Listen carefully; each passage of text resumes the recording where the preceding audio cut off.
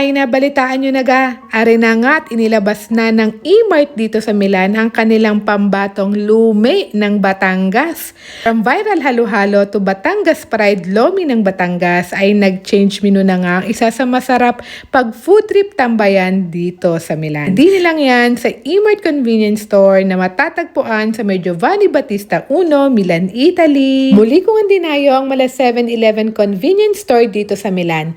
Hindi lang para mag-grocery ng mga Asian Filipino foods, kundi para matimusan na din ang patok sa kanila ngayon na Loming Batangas. Alam ko naman na may kanya-kanya tayong paboritong lumihan dito sa Milan.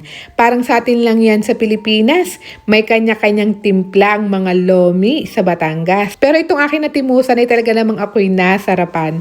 Naalala ko dito yung lasa ng lomi sa Rosario, Batangas. Na-vlog ko na din yan dahil matunog ang pangalan ng lomian nila sa Batangas dahil sa kakaibang kulay at lasa ng Mickey na gamit nila. Yung Mickey kasi nila hindi nalalayo ang kulay at itsura at sa lasa kahit walang toyo ay tunay namang katalo na. Kita nyo naman sa kulay palaang ay nakakapangibig na. Ay, kaya naman pala fresh at homemade ang Mickey na gamit nila.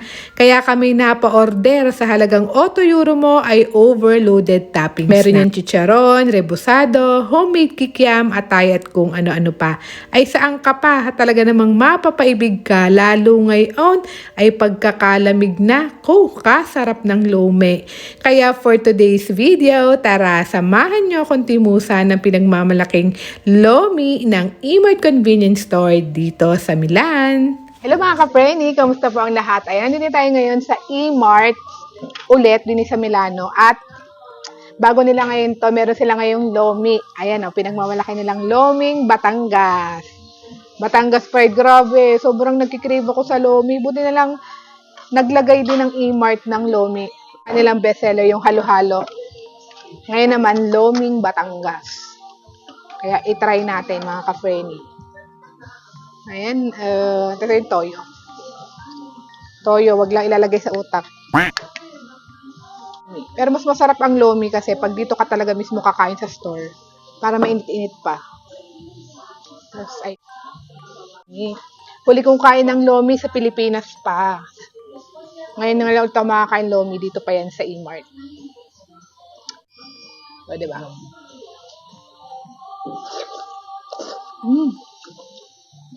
Ang bango. Bango pa. Ang sarap. Malasa. Ganito yung gusto mo sa lomi. Yung kahit walang toyo, malasa na yung mismong pasta pa lang.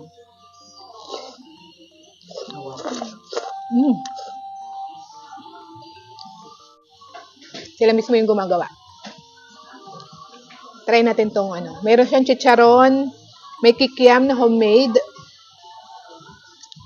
Tapos, meron din silang parang, ang tawag dito, parang siyang pork. May tawag dito nakalimutan ko lang.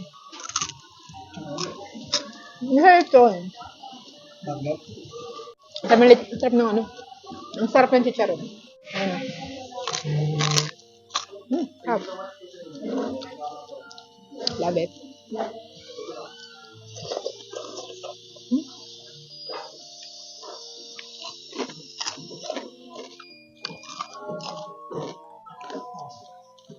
Actually, masarap siya kahit wala na siyang toyo.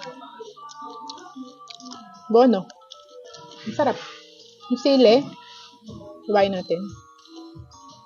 Hindi natin lalagyan ng toyo.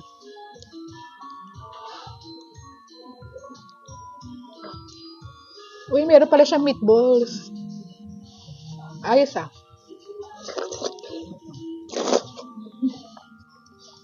Init. At malasa. Malasa, no? Lagyan natin siya sa plato para mabilis siya lumamig.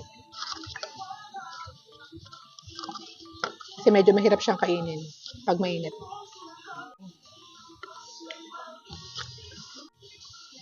Ito yung karne para siya. Diba? Oh, diba? Tapos lagyan mo siya ng toyo. Ayan.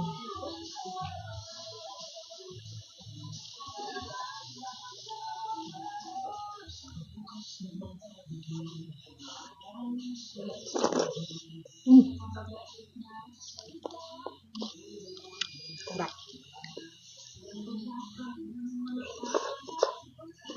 Mm.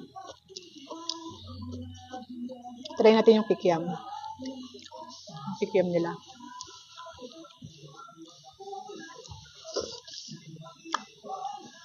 Ito yung pinagmamalaki daw nila ng kikiam.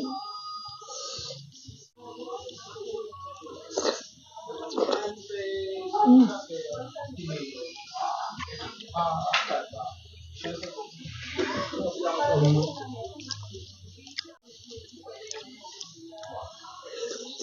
Mm.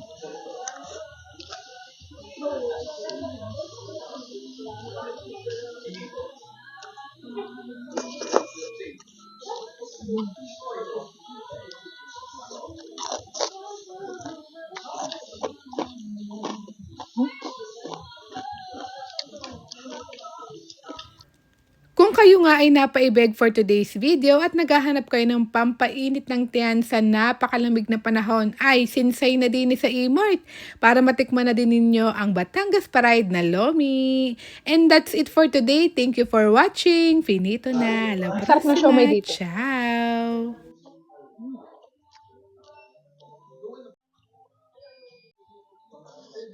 Nakakabundat yung 8 euro. Kaid.